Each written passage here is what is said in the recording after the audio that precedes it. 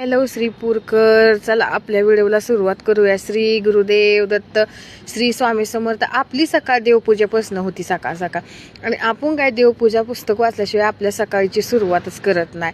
नंतर मग दुपारची वेळ झाली होती आणि मी बसली होती बघा बाह्याचं मिडल घालून आणि गाणी लावली होती बघा आमच्या टीव्हीवर. आणि मला हे गाणं खूप आवडतं, हे माझं सगळ्यात फेवरेट गाणं आहे. नंतर मग ती गाणं लागलं होतं तेवढ्यात मग भया मला माझा मिडल बघ. मग मी म्हणलं बघू इकडे मी घालून जरा व्हिडिओ काढते म्हणत तुझा मिडल. माणसांना वाटतंय मीच मग घेतलाय. म्हणतो गप्प आहे काय तसलं काय म्हणू नको. नंतर मग त्याची चेष्टा केली. मग मी टीव्ही जवळ गेली, मलाही खूप ती गाणं म्हणून मला असं वाटलं म्हणून तिथं जाऊन मी म्हणत उभा राहिली होती. मग दीदी म्हणली भास्कर लय शहाणी आहे तू, लय येतं तुला गाणं माहितीये. मग नंतर ही गाणी आम्ही दुपारी युट्यूबला लावली होती. नंतर मग मी आणि माझी बहीण सिस्टर म्हणजे चिंट्या आम्ही दोघी चाललो होतो शाळेकडे माझ्या बालपणीच्या. कारण आज आमच्या मामीच्या मुलीची ओरल होती ना, मग तिला आणायला चाललो होतो.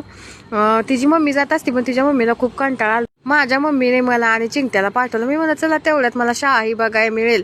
मग तिला आम्ही आणलेलं आहे बघा ना, आम्ही शाळेपर्यंत पोहोचलेलो आहे. खरं सांगू का राव, मला खूप शाळेची आठवण येते माझ्या. बस मला शाळा इतकी आवडती ना, तिथं गेल्यानंतर मला जुने दिवस आठवते. हे आम्ही असंच यायचो चालत रस्त्याने, खरंच सांगते राव. नंतर मग संध्याकाळी आम्ही चाललो होतो मेडिकलला, दीदीला जरा गोळ्या घ्यायच्या होत्या म्हणून चाललो होतो. मग मी म्हणलं थांबा की अगं मला का पळताय पुढं, ही दोघी माझ्या पुढं पळताय त्या. काय सांगू राव, हो का दिसते की तुम्हाला.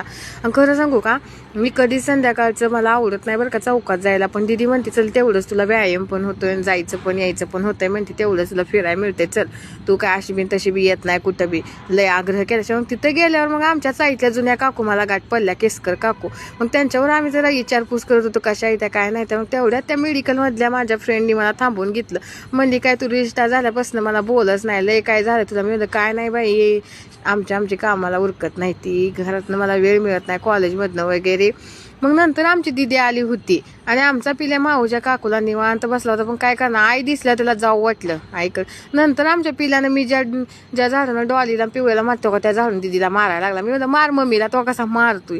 खरंच राव, बारकी मुलं लय सुंदर असतात. मला बारकी पोरं घरात असते ना खूप करमत. आमची चिव पिल्या आता कुठं आमचा पिल्या चालाय शिकलाय बघा हळूहळू. मग आमचा पिल्या कसा चालू त्याच्या पप्पांकडे हळूहळू चालत चाललेला आहे. नंतर मग जेवण वगैरे झालं आमचं आणि मग मी चिंट्याला म्हणलं चला आता आपण फिरायला जाऊया. कपडे वगैरे घातली होती नाईटची. मग दीदी मध्ये थांबा की अगं बसू. मग आम्ही तिघी एकत्र बसू गप्पा मारल्या. पण पिल्या लागला खेळायला. आजच्या पुरतं एवढं गाय. पुढच्या व्हिडिओमध्ये उद्या भेटूया. Bye guy, see you, good night.